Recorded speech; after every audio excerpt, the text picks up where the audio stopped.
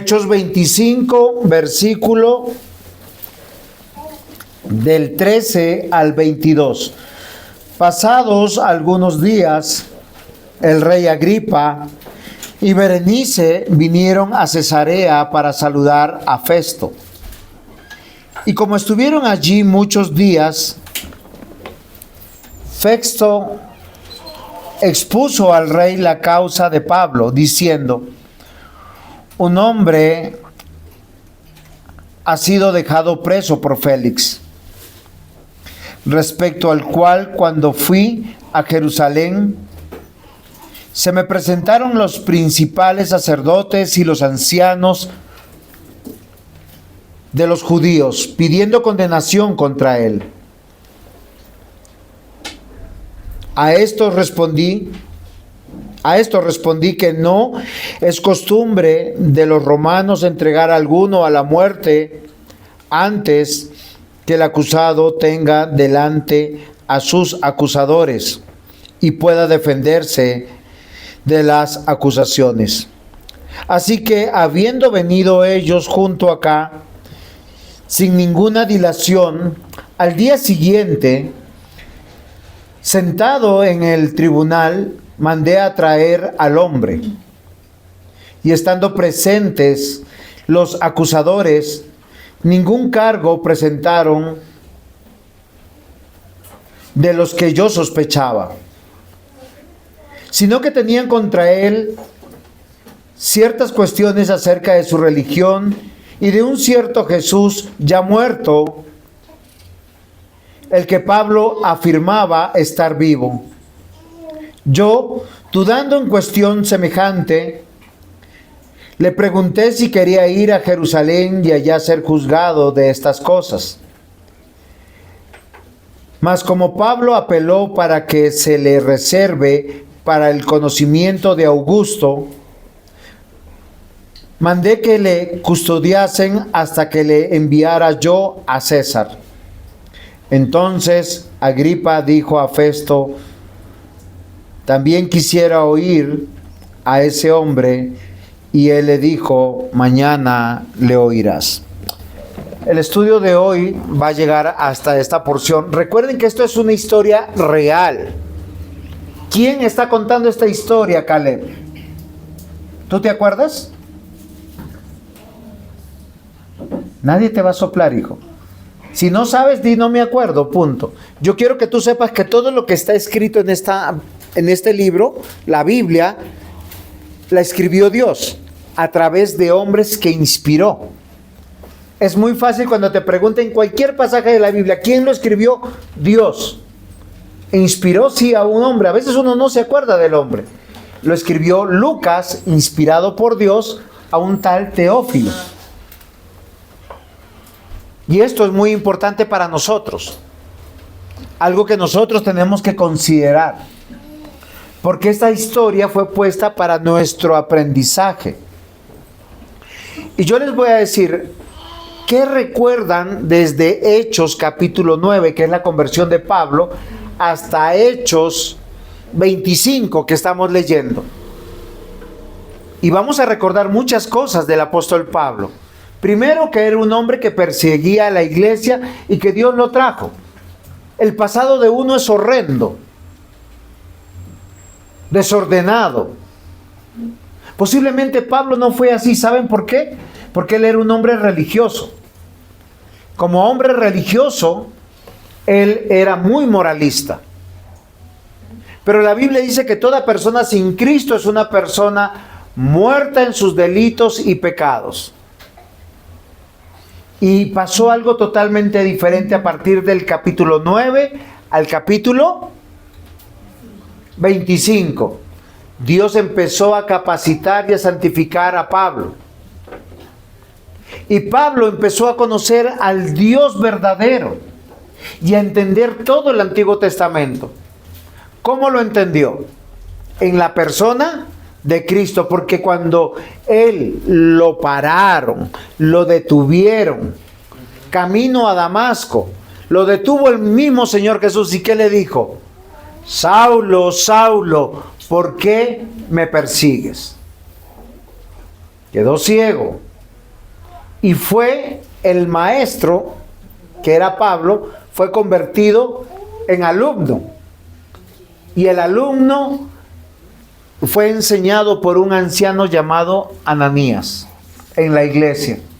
Y Ananías casi que no le enseña porque dice, este hombre tiene una reputación de perseguir a los cristianos, de ser enemigo de Dios. Y no les voy a decir que sigue porque ese versículo lo voy a citar más adelante. Pero de ahí en adelante vemos cómo él empieza a amar la iglesia. Él pone los recursos de su economía, todos sus dones, sus talentos en favor de la iglesia. Quien ama a Cristo ama a su iglesia. Si tú no amas a Cristo, no amarás su iglesia. Tú no puedes decir creo en Dios y temo a Dios y no congregarte, no ser miembro de una familia de Dios. Porque sería una contradicción. Lo que vemos de Pablo es que Pablo dio toda su vida por amor a la iglesia. Y vemos en los mismos capítulos que hemos leído, en versículos atrás, muy pronto, muy seguido del capítulo 25, que él tenía una hermana y un sobrino. Son familiares que tenía, que él dejó de alguna manera. Ahora yo les pregunto, este hombre de Dios que fielmente se comprometió con Dios, que fielmente sirvió a la iglesia, ¿uno qué esperaría? ¿Dónde estuviera cuando ya estuviera llegando a ser anciano? Posiblemente cómodo en alguna iglesia, estando siendo reconocido, estando siendo honrado. Eso es lo que esperamos todos nosotros. ¿Qué esperamos nosotros por servirle a Dios? ¿Saben qué esperamos? Bendición. Nosotros, sí, la vida eterna está ganada, anciano, eso es verdad, eso es lo que esperamos. Pero en esta vida, cuando nosotros, hay que desnudar nuestro corazón. Nosotros apoyamos la iglesia, bendecimos la iglesia con nuestros diezmos, con nuestro servicio, con nuestras ofrendas. Es un privilegio hacerlo.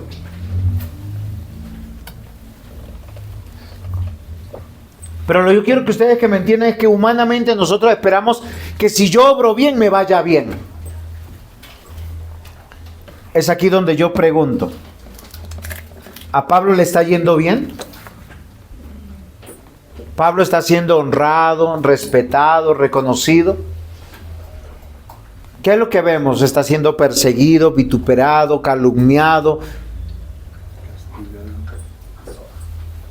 Miren, queridos hermanos, el mundo está en contra de los cristianos. Si usted tiene mundanos amigos de usted, solo es para que usted caiga de donde está. Ellos están haciendo todo el peso posible para que usted abandone sus obligaciones, sus deberes, su amor por la iglesia y por el prójimo. Póngale el nombre que usted quiera. Yo quiero que tú hoy consideres junto conmigo esta verdad. ¿Por qué razón? Porque posiblemente lo que nosotros vamos a analizar en este capítulo no es lo que un siervo de Dios debería merecer. A muy pocos hombres en la Escritura les va bien en toda su vida, como a Abraham, como a Isaac y como a Jacob. Ellos tuvieron momentos difíciles, pero experimentaron en la vida el morir de viejitos, el morir cerca de su familia, gozando del bien y de la bendición de Dios. Pero la gran mayoría de los hombres que Dios llamó a su servicio mueren perseguidos, mueren calumniados, mueren en muertes horribles. Miren, el profeta Isaías fue perseguido por su primo, el rey de la nación de Dios. E Isaías, huyendo, dice la tradición, no la Biblia, encontró un árbol y en el árbol había un hueco y se metió ahí. Y Manasés lo encontró. Y Manasés le pidió y le dijo, sal de ese árbol. Y él no quiso salir. ¿Y saben qué hizo Manasés? Mandó a cerrar el árbol. a cortarlo por la mitad junto con Isaías. Y así murió. No sé si a ustedes le ha pasado en algún momento sentirse perdido, fuera de lugar, porque las cosas no están saliendo como uno la planeó.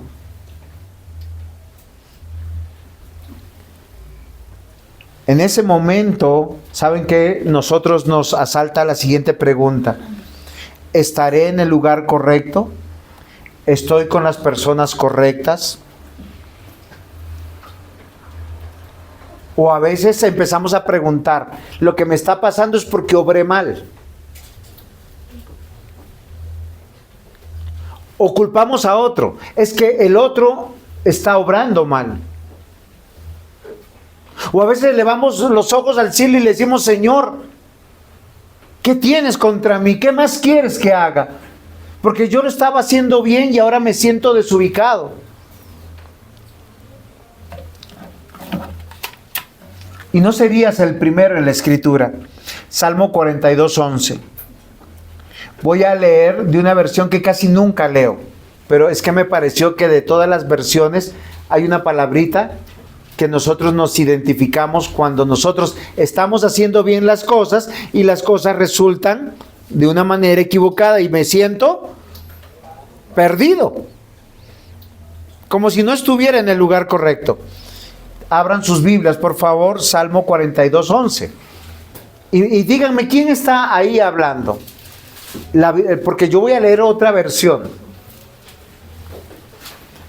Yo considero que estoy haciendo bien las cosas, buen esposo, buen padre, buen hijo de Dios, y viene el momento de la turbación.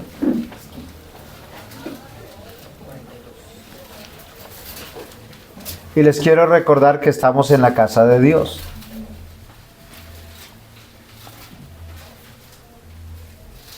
¿Por qué voy a desanimarme? ¿Por qué voy a estar preocupado? Mi esperanza he puesto en Dios, a quien todavía seguiré alabando. Él es mi Dios y mi Salvador. ¿Quién está declarando esta verdad? El rey David. Miren, queridos hermanos, cuando nos pasan cosas que nosotros no planeábamos en la vida y cosas que son adversas y contra nuestra vida, uno entra en el desánimo. Y el desánimo para con Dios. Y el desánimo de servir a Dios. Y el desánimo en nuestra fe. Y yo les voy a decir por qué. Porque nosotros no tenemos un buen discernimiento. Porque nosotros no nos estamos sintiendo ubicados, nos sentimos perdidos. Jonás capítulo 4. Ahora me va a costar porque esta Biblia se le perdió Jonás.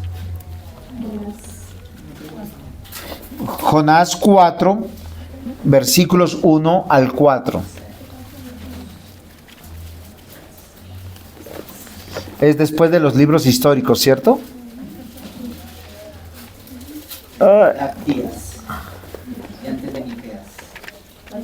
¿Y puedes leerlo, diácono, por favor? ¿Jonás qué? 4 del 1 al 4. Pero Jonás se apesadumbró en extremo y se enojó. Y oró a Jehová y dijo: Ahora, oh Jehová, ¿no es esto lo que yo decía estando aún en mi tierra? Por eso me apresuré a huir a Tarsis, porque sabía yo que tú eres Dios clemente y piadoso, tardo en enojarte y de grande misericordia, y que te arrepientes del mal. Ahora pues, oh Jehová, te ruego que me quites la vida, porque mejor me es la muerte que la vida. Y Jehová le dijo: ¿haces tú bien en enojarte tanto? Cuando viene la adversidad nos llenamos de enojo, de mucho enojo. Cuando hay situaciones que no comprendemos. Cuando somos traicionados, cuando somos abandonados, cuando no resultan las cosas, porque nos sentimos desubicados e inmediatamente viene el enojo y nos asalta el enojo. Eso es lo que le pasó a Jonás. A veces, ¿saben qué nos preguntamos? ¿Por qué le va bien al que se emborracha todos los días? Al adúltero, al fornicario, al asesino, al ladrón. Y yo que estoy sirviendo en la iglesia, y yo que te estoy haciendo tu voluntad, y estoy buscando tu voluntad, ¿por qué viene la adversidad? Tanto así que Jonás dice: oh Jehová, no ha perdido su fe, te ruego que me quites la vida, porque mejor me es la muerte que la vida. Él no soportaba que personas que no sean del pueblo de Dios, Dios haya tenido misericordia de ellos, porque esas personas hacían todo el tiempo mal. Voy a hacerles un ejemplo. Es como si aquella persona que atentó contra tu vida, o contra tus hijos, o contra tu matrimonio, lo veas entrar hoy a la iglesia y tome un lugar en la iglesia. Usted que se sentiría, decía, como que me cambio de iglesia. Yo no soporto que esa persona esté acá diciendo que es una hija de Dios o es un hijo de Dios. Lo mismo le pasó a Ruth. Cuando murió su esposo, murieron sus 2 hijos. Perdón, a Noemí. A Noemí, gracias. Es que está en Ruth capítulo 1, versículos 19 al 21. A Noemí muere su esposo, mueren sus hijos, y ella tiene que volver a Belén. Y en Belén todo el mundo la llaman Noemí. ¿Y Noemí qué significaba? ¿Se acuerdan? Que Dios tiene misericordia. No, es alegría, algo así. Pero ella dice: no me llamen más así porque yo estoy amargada. Porque cuando nada te sale, la amargura te invade. Y Jeremías, en Jeremías 20:14, Jeremías predicaba. Miren, para mí es muy triste y a veces yo lo siento. Yo todo el tiempo les digo: vengan a la iglesia, estemos comprometidos con Dios, prediquemos. Este es el lugar donde está Dios. Pongan atención a la prédica. Y a veces uno no ve el resultado. Y uno dice: ¿qué estoy haciendo mal? Y a Jeremías le pasó. ¿Y saben qué dice esos textos? Que él entró en profundo desánimo. Él entró en tal desánimo que dijo: yo ya no quiero predicar más. Ya no quiero ser pastor. Ya no quiero hablar de ti.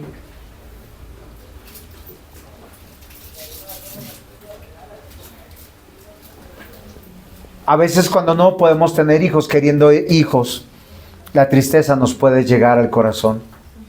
Eso le pasó a la mamá de Samuel, a Ana, que lloraba desconsoladamente.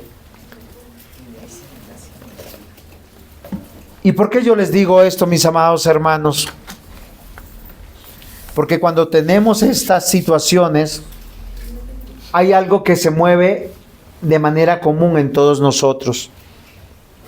Nos entristecemos, nos enojamos, nos deprimimos, nos amargamos porque no somos felices, porque donde estamos incómodos, porque nos sentimos rechazados, perseguidos, improductivos, finalmente desubicados. Pero ¿saben qué olvidamos? Primero, una declaración importante: que Dios está en control y que todas las cosas que están pasando, nada, absolutamente nada, ha salido de su voluntad. Aunque hayan personas que hayan pecado contra nosotros, aunque nosotros hayamos cometido situaciones donde nos hemos equivocado, y posiblemente a veces recibimos retribución de lo que hicimos mal, a veces no hacemos cosas sin saberlas, y hay cosas que vienen como consecuencia. Queridos hermanos, Dios es soberano y Él divinamente ejerce el control eficaz, universal y amoroso sobre todas las cosas. Amén. Nada de lo que ha pasado en la vida, en nuestra vida, es producto de la casualidad y está lejos de la providencia y el control de Dios. Ahora, no estoy diciendo que Dios determinó que pasaran esas cosas. La providencia de Dios es dejar que las cosas pasen y sucedan sin que su voluntad sea violentada. Y todo lo usa a su favor. Y hoy aprenderemos que no somos dueños ni del tiempo, ni de nuestro destino, ni de nuestra vida. Es Dios quien guía nuestros pasos y nos pone siempre, y este es el título de la predicación, en el lugar correcto. Aunque no nos guste. Posiblemente a mí me gustaría estar en otro país. Posiblemente aceptar la invitación de irme a vivir a otro lado. La pregunta mía es, ahora para ustedes, ¿se sienten en el lugar correcto? Como hijos. ¿Se sienten en el lugar correcto como cónyuges? ¿Se sienten en el lugar correcto como miembros de una iglesia? ¿Se sienten en el lugar correcto en la nación donde Dios les ha permitido estar? ¿O están haciendo planes para abandonarlo todo? Hoy yo quiero que ustedes y yo consideremos algo que es muy importante. Nos encontramos en el lugar correcto. En las circunstancias correctas. Con las bendiciones y las adversidades correctas. ¿Cuál es el título de la predicación? En el lugar correcto. Para Pablo particularmente, él estará en una situación que ninguno de nosotros quisiera estar. Primero, en la acusación. Segundo punto, en el tribunal. Y tercero, en la cárcel. O sea, él comienza humanamente en una suerte adversa de estando bien, de siendo el pastor fundador de iglesias, de muchas iglesias, con una dignidad impresionante, con una sabiduría impresionante, reconocido, trayendo una super ofrenda que había recogido para Jerusalén, para convertirse en un acusado, para ser llevado a un tribunal y para ser finalmente encarcelado. Pero él está en el lugar correcto. Yo les voy a decir algo, mis amados hermanos, dejen de hacer planes. Los planes son de Dios. Él es el que abre las puertas, Él es el que las cierra. Y para el creyente siempre serán bendición. Y estaremos haciendo la obra de Dios. A veces a nosotros nos parece que si logramos esto o aquello, vamos a poder ser más productivos. En estos días yo me preguntaba algo. Tengo 2 vecinos en esta cuadra que están construyendo. ¡Qué edificaciones tan bonitas! Y uno de ellos, hablando con él, yo le digo, vecino, lo felicito, le está quedando muy bonito. Y me dice, y pastorcito, ¿y usted cuándo va a construir? Cuando Dios quiera, si quiere, porque pueda que yo no construya. Lo deseo con el alma, con el corazón,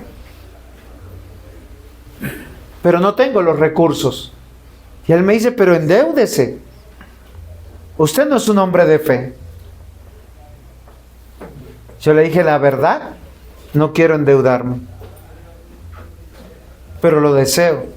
Pero dentro de mí yo decía, si él puede construir, el otro puede construir. Y ellos construyen para sus bolsillos. El impío siempre es para su propia riqueza, para su propio honor. El creyente no. Créanme que yo he acompañado creyentes que se gradúan de la universidad y dicen, venga, esto es para el servicio de la iglesia, para la honra y la gloria del Señor. Se casan de la misma manera, bautizan a sus hijos de la misma manera, tienen bendiciones en su economía de la misma manera. Pero el impío no. El impío solo piensa en él y en su dignidad. Para él es muy fácil dar cosas donde lo honren. Él puede decir, yo pago el almuerzo de todos, yo pago esta ronda, yo hago esta fiesta. ¿Por qué? Porque él recibe dignidad.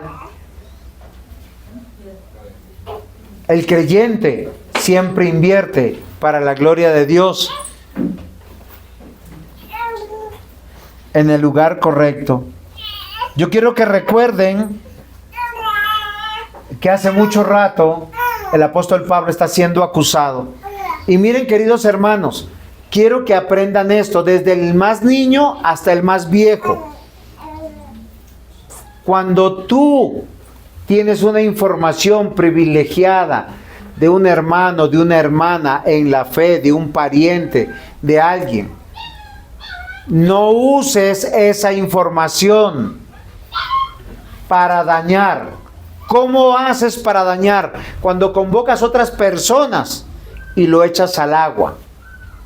Porque eso te convierte inmediatamente en un acusador, en un murmurador, en un chismoso. Y Dios condena a este tipo de personas. Cuando tú tienes una información privilegiada de alguien y tú sabes que está haciendo mal, acércate a esa persona para ganar su alma, para restaurarle, no para condenarle. Hoy nosotros tenemos que evaluarnos eso, porque hay 3 grandes acusadores en la Escritura. ¿Saben quién encabeza la lista de los acusadores? Satanás. Todo el tiempo él está presentando quejas ante Dios. Oye, ¿no has visto que ese se fue a tomar? ¿No viste que ese se fue y fornicó? ¿No viste que ese adulteró? ¿No ves que ese se robó? ¿No ves que ese es un perezoso? ¿No ves que ese no lee la Biblia? ¿No ves que ese no ora? ¿No ves cómo llega siempre tarde? ¿No ves que ya no va ni al culto? ¿Saben quién es ese? Satanás. ¿Qué quiere? Satanás quiere una sola cosa: que el Señor le dé permiso para que le haga mal a esa persona, para que le quite las cosas. Job capítulo 2 versículos 1 al 4. Aconteció que otro día vinieron los hijos de Dios para presentarse delante de Jehová, y Satanás vino también entre ellos, presentándose delante de Jehová. Y dijo Jehová a Satanás: ¿de dónde vienes? Respondió Satanás a Jehová y dijo: de rodear la tierra y andar por ella. Y Jehová dijo a Satanás: ¿no has considerado a mi siervo Job? No hay otro como él en la tierra, varón perfecto, recto, temeroso de Dios y apartado del mal, y que todavía retiene su integridad, aun cuando tú me incitaste contra él para que lo arruinara sin causa. ¿Qué es lo que quiere Satanás? Vernos sufrir, destruir la imagen de Dios. ¿Quién son los acusadores? Satanás. Apocalipsis 12:10. Entonces oí una gran voz en el cielo que decía: ahora ha venido la salvación, el poder y el reino de nuestro Dios y la autoridad de su Cristo, porque ha sido lanzado fuera el acusador de sus hermanos, el que los acusaba delante de nuestro Dios de día y de noche. Usted peca, lo hace en secreto. Ahora, no es porque Dios no lo sepa, pero me imagino a Satanás: Señor, en tu palabra dice no matarás, y este mató. Señor, en tu palabra dice no fornicarás, y está fornicando. Señor, dice tu palabra no mentirás, y ese es un mentiroso. Yo le pregunto, ¿tu manera de ser es ser un acusador? ¿Acusas a tus hermanos cuando hacen mal? Murmuras de ellos, difamas de ellos. ¿Eres un chismoso? Romanos 8, 33, 35. ¿Quién acusará a los escogidos de Dios? Dios es el que justifica. ¿Quién es el que condenará? Cristo es el que murió, mas aún el que también resucitó, el que además está a la diestra de Dios, el que también intercede por nosotros. ¿Quién nos separará del amor de Cristo? Tribulación o angustia o persecución o hambre o desnudez o peligro o espada. Queridos hermanos, yo quiero que despierten su conciencia, porque cuando pecamos, ¿saben quién nos incita a caer en la culpa? Satanás. Eres culpable, eres malo, eres horrible. No puedes ir a la presencia de Dios, no puedes orar, no puedes leer, no puedes hacer esto. Porque la conciencia correcta del cristiano cuando peca, ¿qué es? Señor, te ofendí, he pecado contra ti. Y le pides perdón a Dios. Y si has pecado contra tu hermano, he pecado contra ti. Y resuelto. ¿Por qué razón? Porque Cristo hace posible que todos nuestros pecados sean perdonados. Por eso Pablo le escribe a la iglesia en Roma: ¿quién acusará a los escogidos de Dios? Hoy yo quiero que tú te animes y cobres fuerza. Ánimo en el Señor. Romanos 2:15. Mostrando la obra de la ley escrita en sus corazones, dando testimonio de su conciencia y acusándoles y defendiéndoles en sus razonamientos. Versículo 1 del capítulo 9. Verdad digo, en Cristo no miento, mi conciencia me da testimonio en el Espíritu Santo. Ahora, Pablo, ¿qué es lo que nos está diciendo? Nosotros tenemos tres grandes acusadores: Satanás, el mundo, ¿sí? El mundo, los no creyentes. ¿Te llamas cristiano y haces eso? Miren, el no cristiano, ¿sabe qué hace? Te pone cáscaras, te invita a tomar para ver hasta dónde vas. Te invita a fornicar a ver si caes. Te invita a que tú adulteres, a que tú mientas, a que tú seas chismoso. ¿Para qué? Para él sentirse tranquilo. Recuerden, los acusadores vienen del reino de las tinieblas. Queridos niños y niñas, nunca seamos acusadores. No somos chismosos. No estamos contando la vida de otros. Y si usted sabe de alguien que está obrando mal, ¿qué tiene que hacer? Invitarle a que se arrepienta, decirle y recordarle que puede volver a la iglesia, que puede usted ganar su alma y acompañarle, orar por él para que esté fuerte en el Señor. Queridos hermanos, hay una realidad que debemos entender. El mundo caído y todos los no cristianos están al servicio del mal, acusando siempre a los escogidos, mellando en sus culpas para destruir, para descalificar, para hacer el mal, finalmente para ir por tu vida. ¿Por qué yo les digo todo esto, mis amados hermanos? Porque hoy debemos recordar que los momentos difíciles que Pablo está pasando es por hombres que creen que son de Dios. Están todos los judíos, 40 judíos comprometidos en contra de él. Todo el Sanedrín. El Dios de estos judíos no es el Dios de Pablo. Porque el Dios de Pablo, que es el Dios de la Biblia, el Dios verdadero, llama a restaurar al caído. Llama a socorrer al herido. Llama a vendar al quebrantado. Llama a perdonar, a tener misericordia, a esforzar a buscar de Dios. Entonces, mis amados hermanos, Pablo está pasando por momentos muy difíciles de ser acusado. El sufrimiento es inevitable.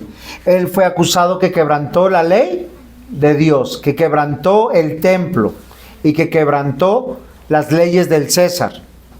¿Qué quiere decir?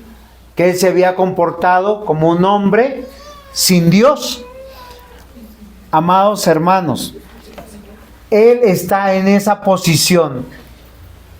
Y a pesar de toda esta circunstancia tan dolorosa, tan triste. Él, yo les quiero recordar, está en el momento y en el lugar correcto. Dios lo había llevado hasta ahí. Y aunque hoy nosotros debemos reflexionar, ¿cómo es nuestro carácter? ¿Cómo nosotros nos comportamos? ¿Somos como los acusadores o como el acusado? Miren, casi siempre el acusador, ¿por qué tiene información nuestra? Porque se presentó como un amigo, porque se presentó como un compañero, porque se presentó como un confidente. Cuando estuviste triste te digo, venga, yo te escucho. Venga, yo te hago un espacio en mi vida a tomar un café, vamos a algún lugar, yo te escucho, yo te acompaño. ¿Y saben qué hace después? Te expone tu vida, la cuenta a todo el mundo, para que te juzguen. Y es cristiano. Pablo está viviendo esta realidad. Pero hoy yo quiero que nosotros aprendamos, porque a veces nosotros vivimos vidas así. Hay matrimonios así. Hay matrimonios que hablan de los demás, murmuran de los demás, pero nunca dicen y llegan a la conclusión, venga, si esta persona o estas personas están obrando mal, se va a caer otra vez cuando había eso.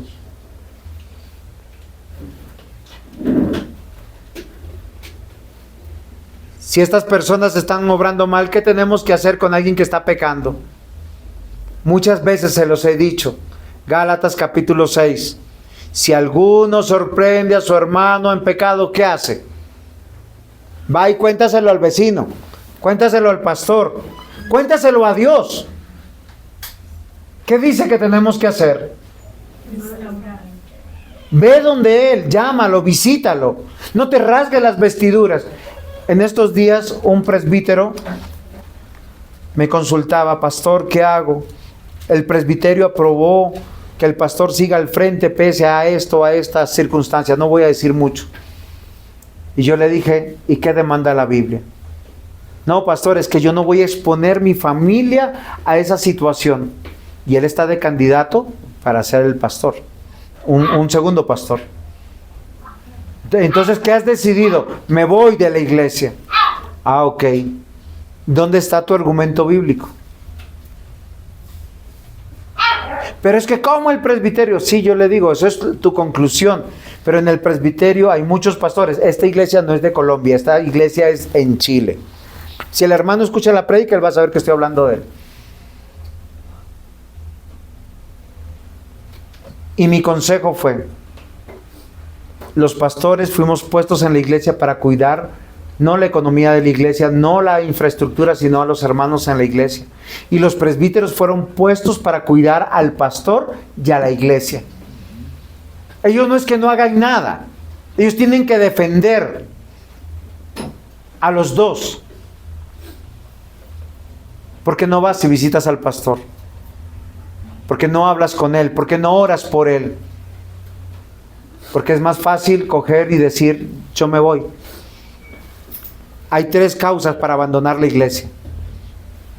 Si se está predicando herejías, si hay temas de carácter del pastor, de los líderes en la iglesia y no hay disciplina, o si hay temas de inmoralidad y no hay arrepentimiento.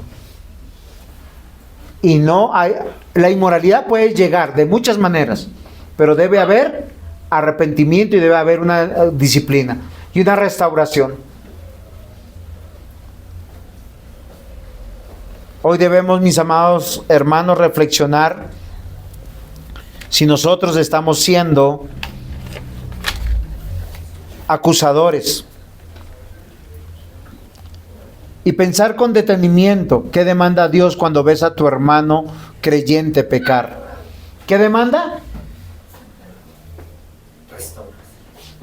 Ok. De nada sirve que tú lo hables con tu cónyuge. De nada sirve que lo hables con tu amigo, con tu amiga. Que lo hables con toda la iglesia y no lo hables con él. Si tú lo viste, si tú lo identificaste, Dios te puso a ti como una provisión de Dios en el lugar correcto. ¿Para qué? para salvar su alma. Tú eres la provisión de Dios para extenderle esa mano caritativa y decirle, aquí estoy para ayudarte, para salvarte. La demanda de Dios cuando un impío peca. Porque esta es otra. Es mucho más fácil acercarme al impío, al no creyente, está pecando. ¿Cuál es la demanda del creyente frente al impío que está pecando?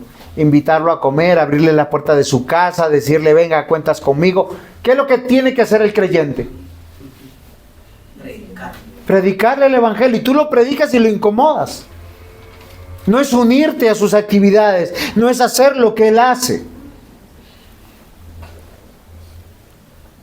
Cuando un impío peca, no te unas a su pecado, predícale.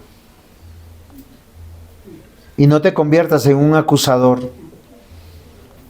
Los acusadores son instrumentos en las manos de Satanás para hacer el mal, para dañar el hogar, la iglesia y la nación. Pablo estaba acá en el lugar correcto, mis amados hermanos. En Hechos 25 nosotros nos damos cuenta algo que es muy importante. Ya él lleva 2 años preso. Versículo 13 dice, han pasado algunos días. ¿Quién viene? El rey Agripa y Berenice vinieron a Cesarea para saludar a Festo. ¿Quién era Festo? El nuevo gobernador que reemplazó a Félix. Este parece ser más educado, este parece ser más justo y de más alcurnia. Al fin y al cabo, impío. O no creyente, si no les gusta la palabra impío. Y como estuvieron allí muchos días, Festo expuso al rey la causa de Pablo diciendo, un hombre ha sido dejado preso por Félix, respecto al cual, cuando fui a Jerusalén, se me presentaron los principales sacerdotes, los ancianos de los judíos, pidiendo condenación contra él. ¿Qué son estos? Acusadores. Y los otros no son inocentes. Porque los políticos son fuertes cuando hacen este manejo de tira y afloje, tira y afloje. O sea, tira y afloje. Entonces, ¿Pablo estaba en el lugar correcto en medio de esas acusaciones? Claro que sí. Y se los voy a demostrar por qué. Segundo punto, en el tribunal impío, solo que hasta el final lo resuelvo. Miren, queridos hermanos, la Escritura dice que toda autoridad ha sido puesta por Dios. Y sea creyente o no creyente, todos daremos cuentas a Dios de nuestros actos y seremos juzgados. Sea bueno o sea malo, dice la Escritura, lo que hayamos hecho. Y vamos a recordar algo. Desde que Dios llamó a Pablo en el capítulo 9 de Hechos, Dios ya tenía agendado a Pablo para que esté en muchos lugares predicando y esté en muchos lugares solamente testificando.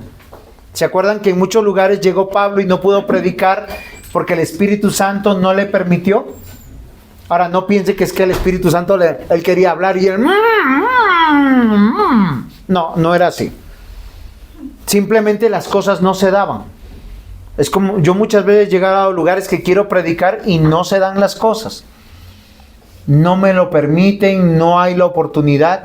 Pero hay lugares donde me escuchan, hasta me siento que estoy siendo cansón o reiterativo. Dios tiene su agenda.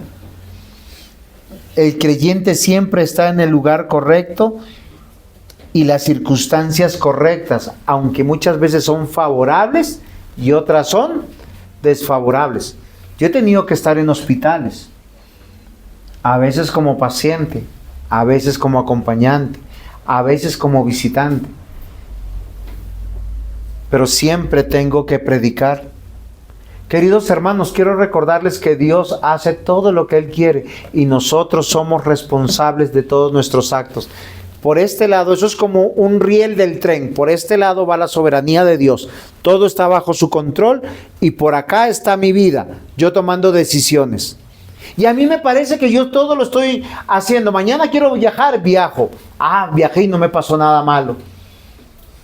Quise comprar y compré y estuvo bien. Quise hacer esto que estaba mal y al final no pasó nada. ¿Saben qué dice la Escritura? Salmo 115, versículo 3.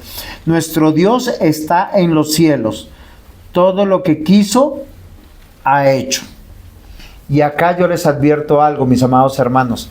Toda la Escritura dice que nosotros daremos cuentas a Dios de todas las cosas que hagamos, seas buenas o sean malas. Habrá recompensa si tú eres un hombre diligente. Y quiero recalcar, la salvación no es por obras. La salvación es por gracia. Pero hay algo muy interesante. La fidelidad, la lealtad, la diligencia es premiada en el creyente.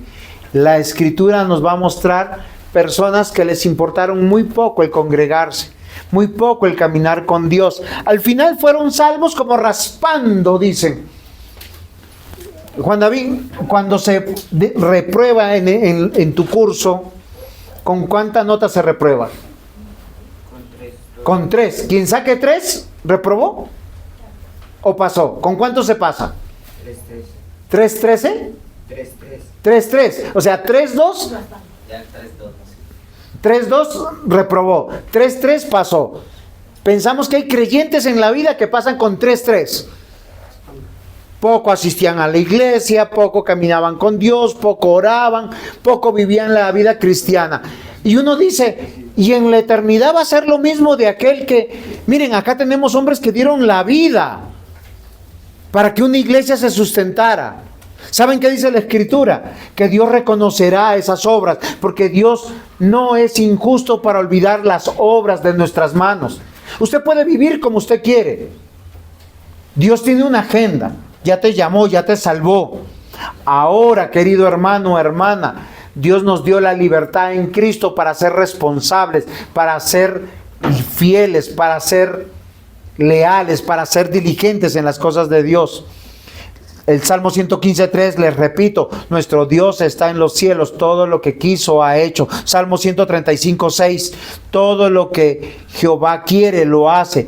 Isaías 55:11, así será mi palabra que sale de mi boca, no volverá a mí vacía, sino que hará lo que yo quiero y será prosperada en aquello para que la envíe en los cielos y en la tierra, en los mares, en todos los abismos. Y hoy meditamos, mis amados hermanos, en que Dios es soberano. Tú no estás en el lugar incorrecto. Te lo puedo demostrar. ¿Por qué tienes los ojos que tienes? Algunos nos dicen que tenemos lindos ojos. Yo no. A veces por el color, a veces por la forma, o cejas, o labios, o estatura, o contextura. ¿Por qué eres como eres? Porque Dios te dio un papá y una mamá. Nosotros nos parecemos a alguien. Eso no es casualidad. O sea, ¿qué tal usted? Su mamá blanca, su papá blanco y el vecino negrito. Y usted nace negrito. Usted es hijo de su papá. Eso es lo natural. Amados hermanos, es que la soberanía de Dios no es un poder absurdo que está obrando en la vida para que nosotros caminemos de esa manera. No, Dios tiene su agenda y nos pone en el lugar correcto con un propósito correcto. Y en Hechos 25, del 16 al 19 dice, a esto respondí, que no es costumbre de los romanos entregar a alguno a la muerte antes de que el acusado tenga a sus acusadores y puede defenderse de la acusación. Así que habiendo venido ellos juntos acá, sin ninguna dilación, al día siguiente, sentado en el tribunal, mandé traer al hombre. Y estando presentes los acusadores, ningún cargo presentaron de los que yo sospechaba, sino que tenían contra él ciertas cuestiones acerca de su religión y de un cierto Jesús ya muerto, el que Pablo afirma estar vivo. Oigan, solo reflexionen un poquito. Dios lo puso en el lugar correcto a Pablo una y otra vez frente a Félix, ahora frente a Festo, ahora lo pondrá frente a Agripa. Y antes de eso le hacen todavía como la introducción de la prédica, ¿no? Recuerden que va a haber un hombre que va a decir, por poco me convences y me convierto. ¿Quién fue? Ajá. Pero eso lo vamos a ver más adelante. Miren, queridos hermanos, yo quiero que recuerden algo. Hechos 9, 15 al 16. El Señor le dijo, ve porque instrumento escogido me es este. ¿A quién le está hablando Dios en este momento? A Ananías. Porque Ananías dice, oiga, tú me vas a traer a Pablo, a ese bandido, perseguidor, asesino. Como que uno desconfía. ¿O no? ¿Y qué dice Dios? Y le dice, no, Ananías, ve, porque él es instrumento para mí. Coma, dice, para llevar mi nombre en presencia de los gentiles y de reyes y de los hijos de Israel. Miren, por varios años había llevado el evangelio a toda Asia Menor. Había fundado iglesias. Hasta este momento había estado en presencia de reyes. No. De gentiles sí. De algunos judíos también. Pero como que, oiga, uno entiende, pues es tan difícil. Dice, porque yo mostraré cuánto le es necesario padecer por mi nombre. Se lo dijo años atrás, capítulo 9, y nosotros lo olvidamos. Hechos 23:11. A la noche siguiente se presentó el Señor y le dijo, hablándole a Pablo, ten ánimo, Pablo, pues como has testificado de mí en Jerusalén, al Sanedrín, a los judíos, así es necesario que testifiques también en Roma. Miren, queridos hermanos, Pablo está en el lugar correcto a pesar de su aflicción, a pesar de la adversidad. Él está siendo acusado y eso es una tortura. Miren, mis amados hermanos, una de las cosas más dolorosas es que a uno lo acusen de cosas que uno no es. Y a uno le duele en el corazón. Y más cuando son hermanos o personas que lo conocen a uno. Hace muy poco alguien me hizo llorar de esa manera, porque fui acusado fuertemente como una persona altiva, soberbia, que no pide perdón, que no busca la reconciliación. Y me dolió. Porque yo ese hombre era antes. Ahora no me importa. Porque no me importa mi dignidad. Me importa lo que Cristo hizo por mí. Y si tengo que agachar la cabeza al piso, lo haré con todo gusto. Y si alguno dice que yo me he comportado de esa manera, le ruego que se acerque de mí para pedirle perdón. Porque no quiero ser ese hombre. Quiero ser un hombre que abre su corazón, las puertas de su casa y hacer las cosas como se debe. Pero Pablo estaba en el lugar correcto, haciendo lo que es correcto. Y Dios le tenía una agenda. Y para esa agenda Dios lo puso preso. A través de las acusaciones de hombres malvados, sí. A través de la persecución de los judíos convenidos, porque en ese momento la política y la religión estaban de la mano, sí. Pero yo quiero que ustedes piensen bien, estaba en el lugar correcto, así como hoy tú estás en el lugar correcto. Es que Dios, nada se le pasa del control. Todos estamos en el lugar correcto. A veces Dios nos deja salir, ir, viajar y pasear y dar testimonio de Él, a veces no. Y estamos en el lugar correcto. La profecía que Dios le dio a Ananías es: Él llevará mi nombre en presencia de los gentiles, de reyes y de los hijos de Israel. Y miren lo interesante, nuestro capítulo, nuestro estudio comienza en el versículo 13, dice: pasaron algunos días, el rey Agripa, Berenice, vinieron a Cesarea para saludar a Festo.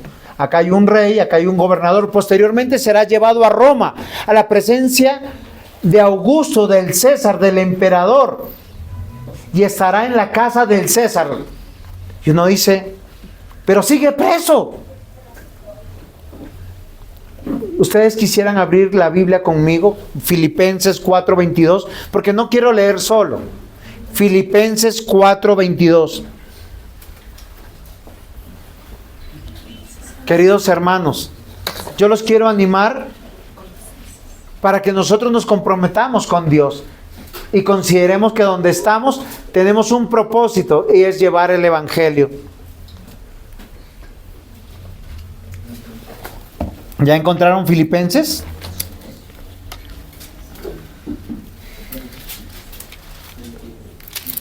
Está después de Efesios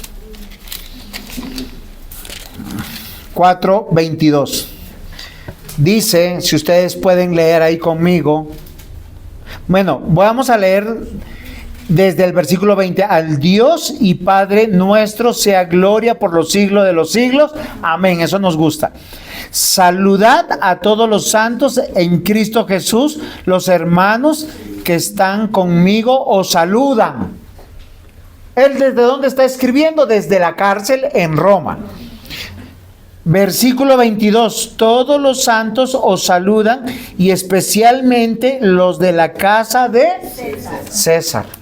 ¿Por qué hay hermanos en la casa de César?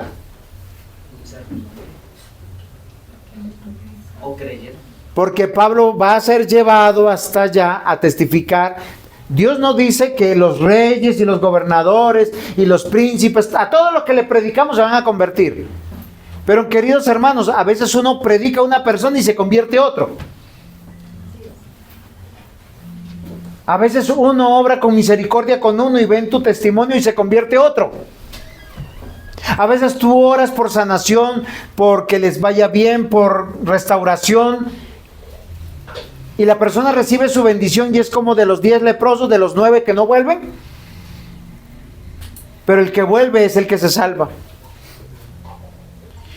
Queridos hermanos, no es importante lo que la gente piense del creyente, y sí lo que Dios sabe y opina de ti. Tú estás en el lugar correcto para ser testigo del reino y de su evangelio. Yo no sé dónde Dios te tiene trabajando, estudiando, viviendo.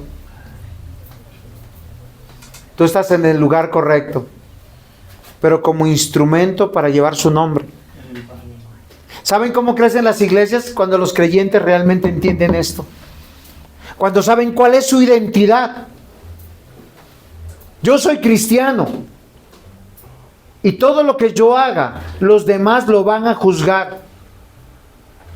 Los no creyentes siempre serán acusadores. Ellos te abrirán todas las puertas para que tú peques tranquilamente y luego digan, por eso yo no quiero ser cristiano. Porque son malvados. Y voy a ir rápidamente al tercer punto, porque si no me voy a extender mucho. En la cárcel. Miren, la cárcel no es un lugar cómodo. No importa si tú estás en casa por cárcel. Es algo adverso, sombrío, porque has perdido la libertad. Uno es violentado y abusado en su dignidad. Cuando a ti te dicen te quedas aquí y no sales, ¿cómo tú te sientes? No importa si el lugar es cómodo, no importa si es tu casa. Es de las cosas más horribles que hay. Y Pablo está viviendo eso. Pero Pablo, ¿sabe qué? Oraba estando en la cárcel. Él escribe a la iglesia en Éfeso, capítulo 6, versículos 18 al 20. Orando en todo tiempo con toda oración y súplica en el Espíritu, y velando en ello con toda perseverancia y súplica por todos los santos. ¿Qué está diciendo Pablo a la iglesia? Oren. ¿Qué es orar? Hablar con Dios en el nombre de Jesús.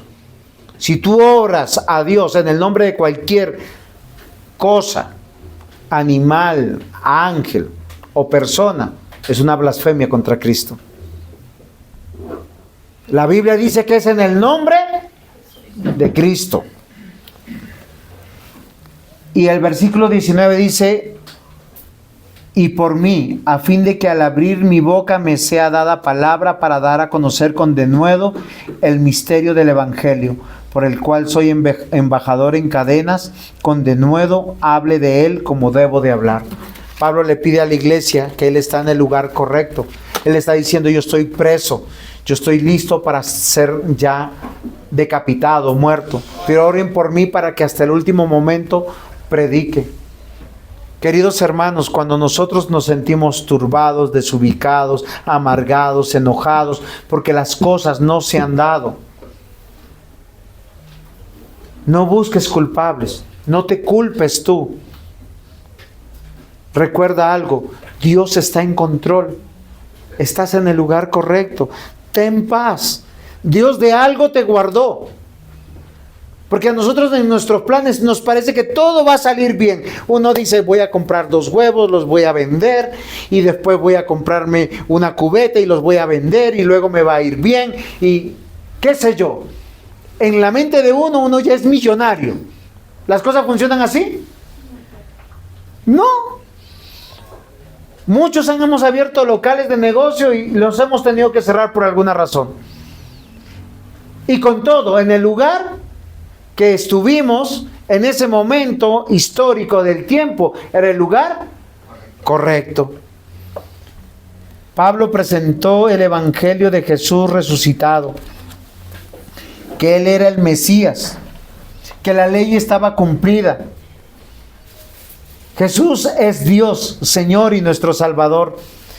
Leo del versículo 18 al 22 de Hechos 25. Y estando presentes los acusadores, ningún cargo presentaron de los que yo sospechaba. Miren, Festo le cuenta a Agripa: no sé por qué Pablo está en la cárcel. No lo sé.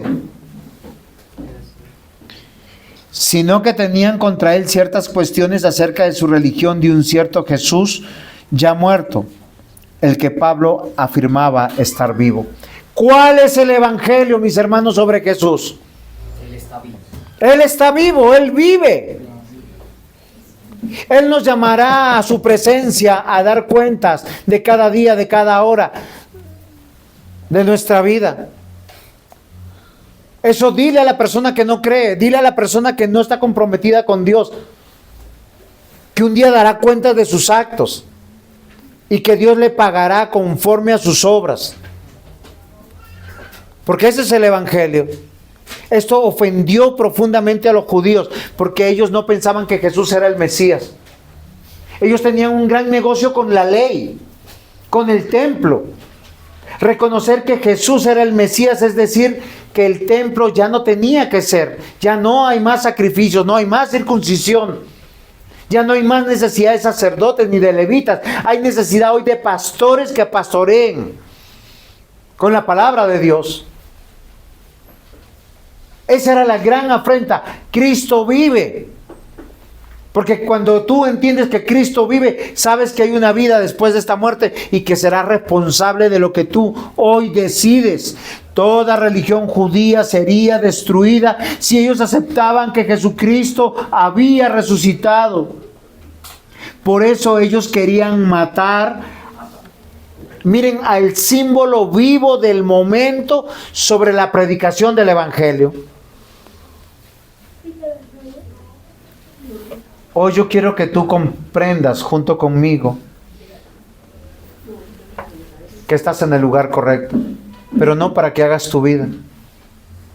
Es para que tú empieces a comprometerte con el reino de Dios, para servir, para testificar. Miren, queridos hermanos, las personas pueden hablar de uno mintiendo, pero lo importante no es lo que esa persona hable y piense de mí. Lo importante es lo que Dios sabe de mí.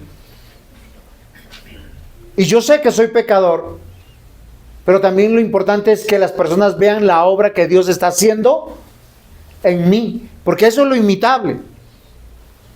Según de Timoteo 4:1, te encarezco delante de Dios y del Señor Jesucristo, que juzga a los vivos y a los muertos en su manifestación y en su reino. Romanos 2:16, y en el día en que Dios juzgará por Jesucristo los secretos de los hombres, conforme a mi evangelio. Hoy yo quiero que sepas que estás en el lugar correcto. Donde estás viviendo debe ser testigo y testimonio del evangelio. Pablo, ¿dónde estaba viviendo? en la cárcel.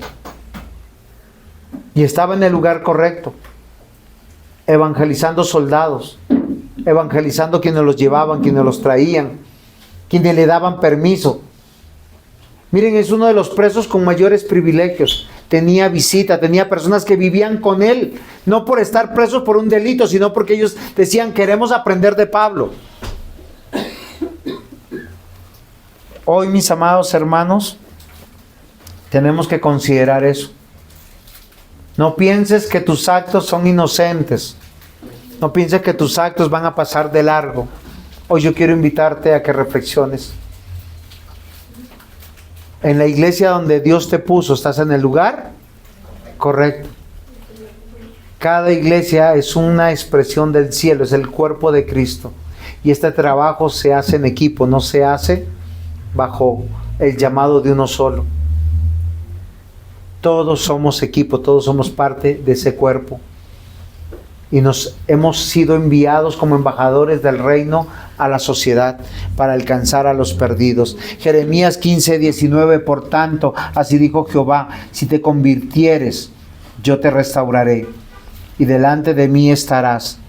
Y si me entresacares lo precioso de lo vil, serás como mi boca. Conviértanse ellos a ti, y tú no te conviertas a ellos. Estamos rodeados de no creyentes, pero ellos se tienen que convertir a nosotros y no nosotros a ellos. Y quiero terminar con el siguiente llamado: es comprender que el lugar correcto, en el hogar, la iglesia y la nación, Dios ya nos puso. Hoy el llamado es a ser testigos fieles en el evangelio del Señor Jesucristo, que pasó también tribulaciones y padecimientos por causa de la voluntad del Padre, para salvar, para buscar lo que se había perdido. Hoy tu identidad no es contigo mismo, no es con tu familia, no es con tu economía, no es con tus títulos, es con Cristo. Y nosotros, siervos de Cristo, imitadores de Cristo, porque vinimos a servir y no para ser servidos. Tú eres un instrumento para bien y no para mal. No seas un acusador, sé un restaurador. No te conviertas en aquellos que son implacables, sino en aquellos que son misericordiosos. Trae aliento a los trabajados, a los cargados, a los que están en el mundo perdidos. La vida en la fe de Cristo trae abundancia, trae el obrar de Dios por la palabra de Dios, en la fe que da el Espíritu Santo. Amén. Amén. Pongámonos en pie y demos gracias al Señor.